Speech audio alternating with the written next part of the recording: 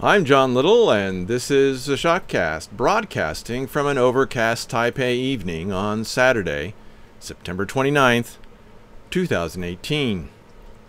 Typhoon Trami decided to hit Japan instead of Taiwan. It's probably a good thing, but I like a good storm. However, Kong-ray looks like it will take a crack at us. We'll see if it reaches typhoon status when it comes for a visit. Someone once asked me how long the typhoon season is here in Taiwan. Even though they say that it's June to October, in reality we get them every month. And I'm surprised that we've had so few this year.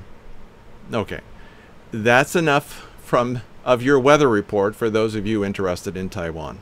And before getting started today, let me remind you to watch or listen to this week's YouTube playlist. You can find it in the playlist section of this channel, in the comments section below, or at the end of this video. Those are the best 10 videos of this past week, and I'm sure that you'll enjoy them or get as much out of them as I did. Now let's begin today's program. Why must we be morons? If you want a serious case of depression, read history. No, really, nothing makes you despair about the future of humanity than a nice, strong dose of the past, which is a demonstration of just how evil and stupid we all are. And yes, I count myself as a member of the evil and stupid. In fact, I wince at the foolishness in my own past, so don't think that I'm not leveling the finger at myself. I'm just as much of a drooling idiot as anyone else. The only difference is that I can see that I'm a drooling idiot. I don't like being stupid. In fact, I hate it. Unfortunately, stupid has been built deep into my genes, and I wear those genes everywhere I go. I mean, being a drooling idiot comes naturally to me. Only by the grace of God am I able to avoid being any more stupid than I already am. The irony is that you need to be smart enough to actually see that you're stupid. The great John Cleese remarked on that recently, and he's absolutely right. Even though he's a bit too far left. A bit. Unfortunately, stupid is the leading cause of the death, murder, and genocide, especially when you mix in the love of money into all of that. Paul said that the love of money is the root of all evil, and that was brought home to me over the past few days.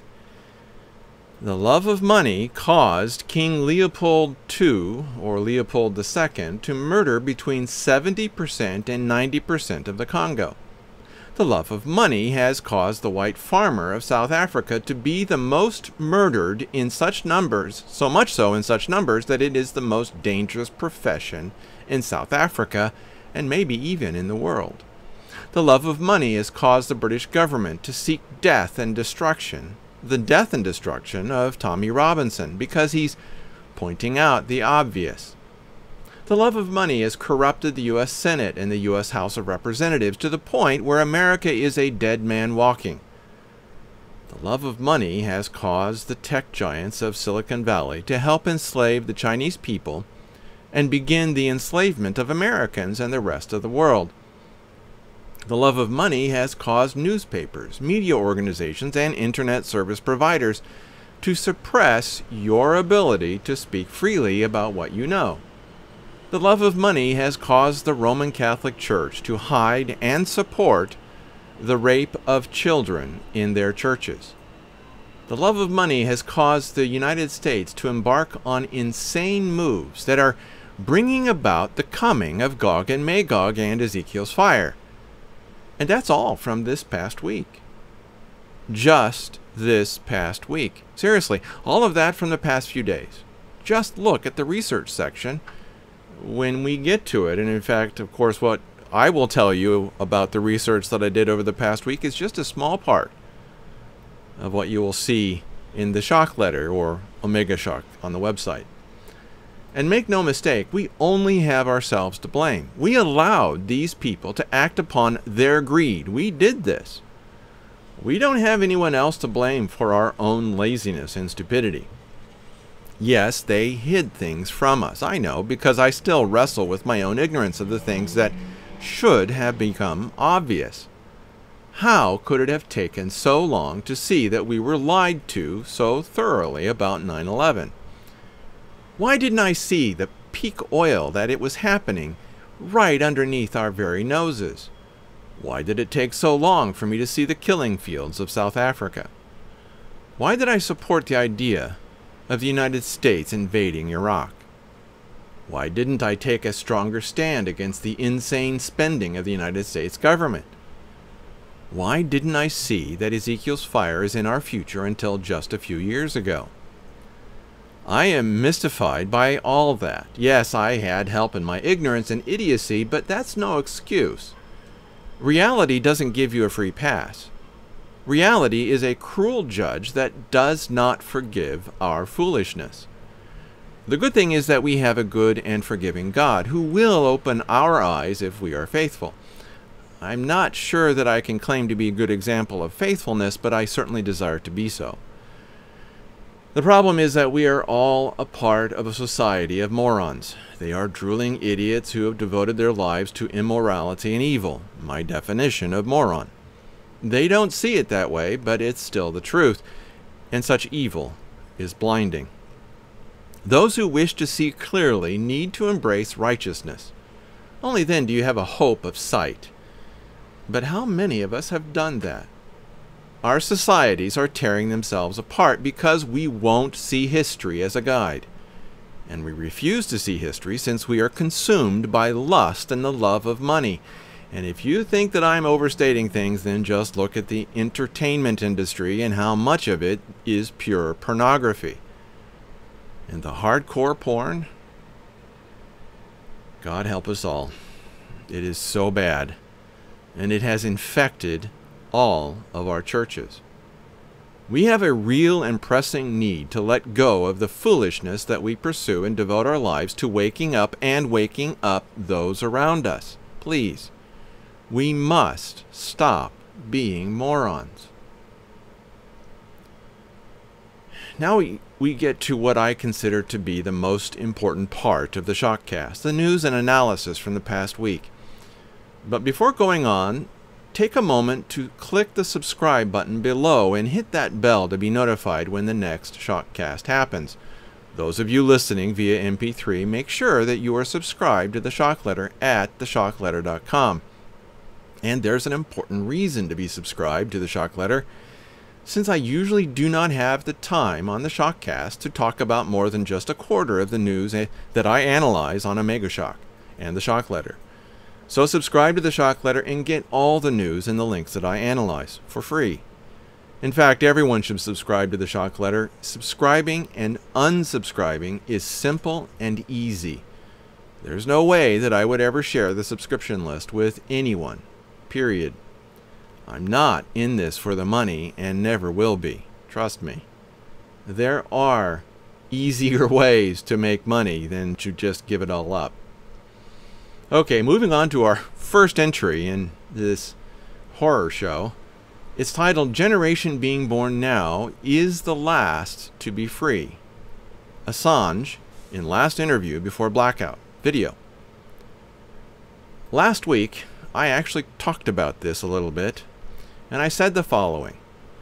This is an interesting and troubling discussion of our dystopian future. Those of you who grew up before the internet, you are the truly last free human beings on the planet. Those who grow up now will be, should the Lord tarry, the least free human beings to have ever lived. In fact, the only thing that will truly free us is, if my prediction about peak oil are true, only then will we have a chance at freedom, even though our existence will be fraught with peril. We are moving into the darkest days of mankind. It will be the deadliest, most horrific time in the history of our world. And if you think that it can't get any worse, when it gets bad, trust me, it will get worse. This is why I consider this to be a Luke 21:36 ministry. My goal is to help you watch and pray that you would be worthy to escape these things that are coming. Escape starts with being worthy. Are you? Now, now that I have listened to the video contained in the link that I was talking about, I find that what I said above is too weak. You may not remember me saying this, but I worked with a cutting-edge team of programmers developing an artificial intelligence application in the late 1980s. No, I'm sorry, the late 1990s and early 2000s. And they did exactly the same kind of thing that the link and the video talks about on a smaller scale. And the tech giants are doing that by harvesting human data. The purpose of this harvest is the creation of an artificial intelligence that will produce gigantic profits. That is their objective. But that same artificial intelligence will be used to conquer the world for those with far darker motives than mere profit. Unfortunately, the hour-long rambling video won't mean much to most of you. You don't have the background that would enable you to understand how serious all this is. But some of you do have that background, an even stronger, more thorough background than even my own. The gathering darkness on our horizon is shocking in how evil and how large it is. Its immensity is mind-blowing, and very few can see it, very few. I doubt that very many of the engineers working on these projects even understand how serious this is. Those of you waiting for the Antichrist system to be built have missed the beginning of it. It started in the 1990s on small projects like the one that I worked on. And it started out in the most innocent and mundane ways possible. This next one is in the same vein. Have smartphones soured Americans on America? From the Hill. Okay, this is an interesting one. Our values determine where we go, who we talk to, the newspapers we read, the schools that we get an education from. By definition, this creates something of an echo chamber where you receive confirmation that you are right from all the interactions that you are having. The rise of the internet has only increased this effect. And with the rise of a more and more sophisticated AI, you won't know what will hit you until it's too late. Please stay out of the echo chamber if you can, and try to break people out of their echo chamber too. Well, it gets worse. Here is the second and third paragraph of the article that I'm talking about. Quote, a June 2018 survey by Pew Research measuring the public's ability to distinguish between 5 factual statements and 5 opinion statements found that a majority of Americans correctly identified at least 3 of the 5 statements in each set. But this result is only a little better than a random guess. In this survey, or in this study, 28% of adults identified 2 or fewer factual statements and 22% 2 or fewer opinion statements.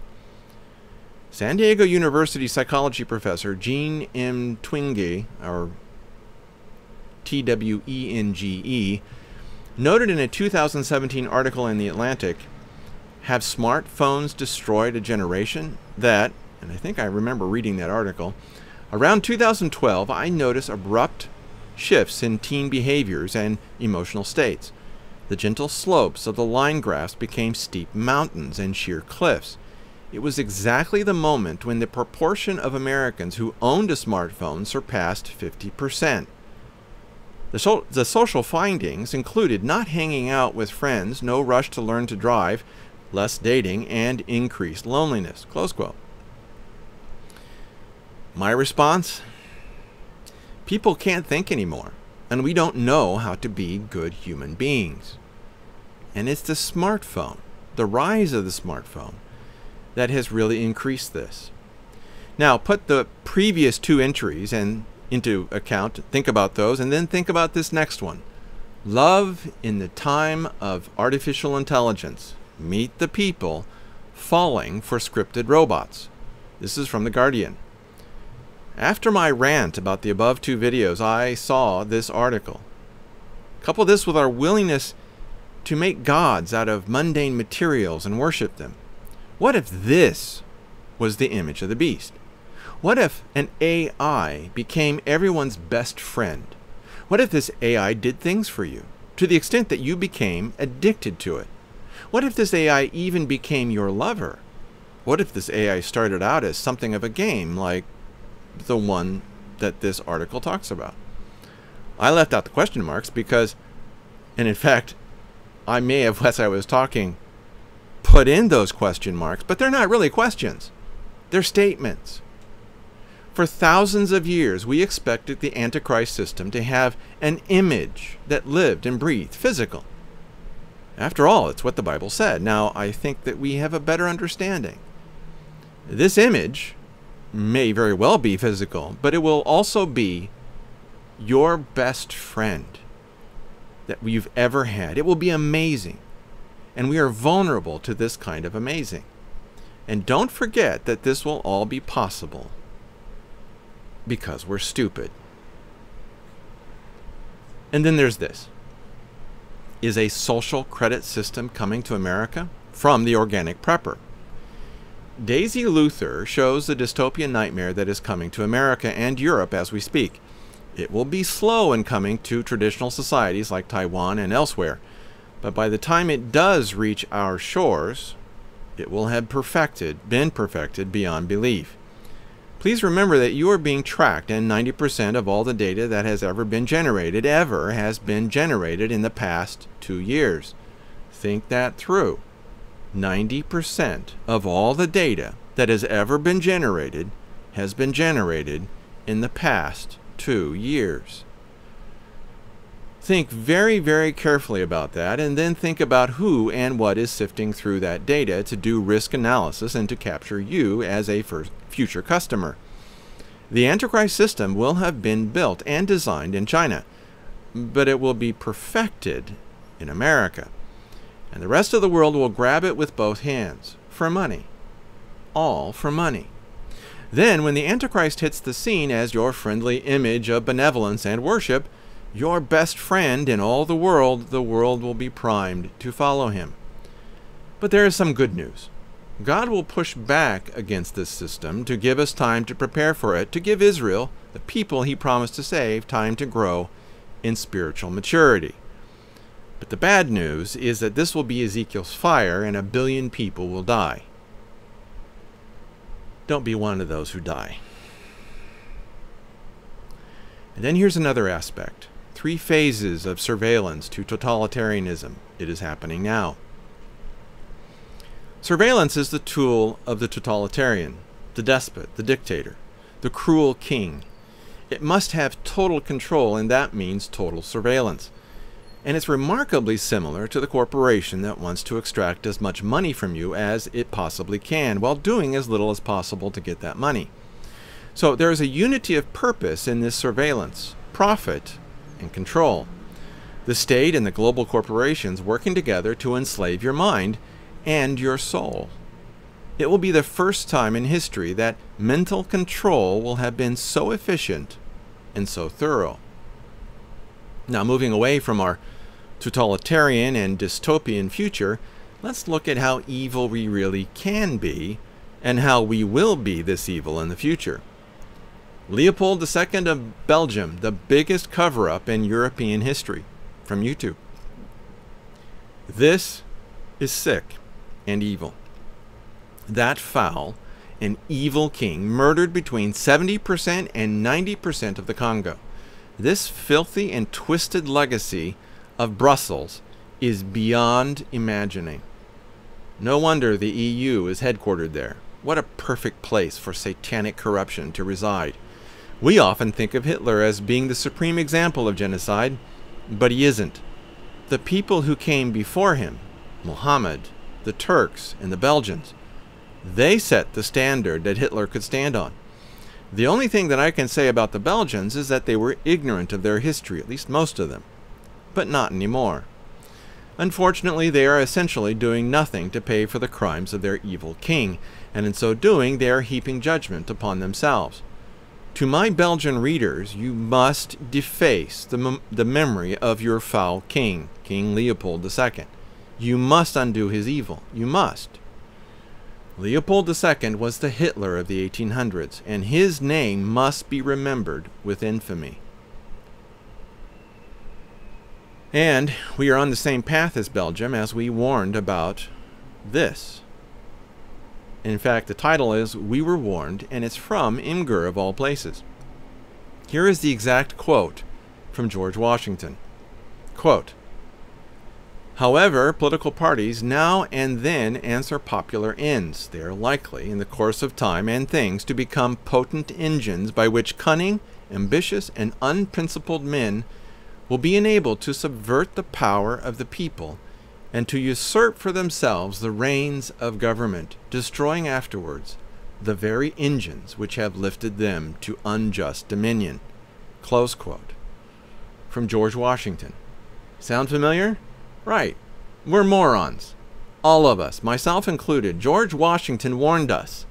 John Adams warned us. Thomas Jefferson warned us. And a whole bunch of people warned us. Did we listen? No. Do we ever listen? No to that too. Therefore, I rightly conclude that the human race is made up of morons. But you knew that. Now, take our foolish rejection of Washington's warning and then look at how we've destroyed ourselves in this next entry. Quote, the title is, as debt rises, the government will soon spend more on interest than on the military. This made me want to scream, and it's one of the inspirations of today's subject. It's an example of just how evil all politicians are. Republican, Democrat, it doesn't matter. It's an example of just how stupid we are. If you think that the Republicans must win this midterm election, you are an idiot. I apologize for that because you probably didn't know why you would be an idiot for doing that, but it's still true. It's stupid. They are, the Republicans, a part of the problem. The fact that the Democrats are worse than the Republicans means nothing. That's like supporting a mass murderer because he didn't kill as many people as the other guy. The experiment that America's founding fathers embarked upon just over 200 years ago has ended in complete failure because we're stupid. America did this to itself and should just put a gun to its head and pull the trigger. It would be quicker than this mess that we've put ourselves in. It would be a lot smarter, and maybe we could start over if we just shot ourselves as a country. But no, scratch that. We're stupid. Starting over doesn't work when people are this stupid. There is no country on the planet, none, that has been able to be free without descending into madness. The countries who haven't gone mad just haven't had a chance to do so yet. Worse, I look at my fellow Christians who have abandoned God and the Bible. I can hardly believe it. For 3 centuries in North America, we worshiped God without being persecuted for it. And we use this liberty to worship ourselves. What utter fools we all are. How stupid, arrogant, and lazy. How foul and twisted. American Christians, European Christians, and Christians from other developed countries need to take a good hard look at themselves. This happened on our watch. We did this. We are responsible. The unsaved people, they can't help being evil. They don't know any better. They're blind. We, on the other hand, we are not. So the blame falls upon ourselves. We did this. So the judgment that God will rain down upon us is nothing more than justice. And if you thought I was mad at that one, this next one boiled my blood when I saw it, and I'm still seething. Titled, Planned Parenthood Forces Cancellation of Gosnell Screening. There is so much evil at the heart of America. Just thinking about the murder of millions upon millions of babies. Just that demonstrates a darkness in America that makes me sick. I don't understand it, and I don't want to understand it. Worse, much, much worse, there are Christians having abortions and forcing their kids to have abortions. That is murder. And I'm by the way, I'm witness to parents forcing their girls to have abortions. Christian parents, parents claiming to be Christians, who are forcing their girls to murder their babies because the thought of what their fellow Christians in the pews of their church would think. It's murder. If you have had an abortion or forced someone else to have an abortion, you are a murderer.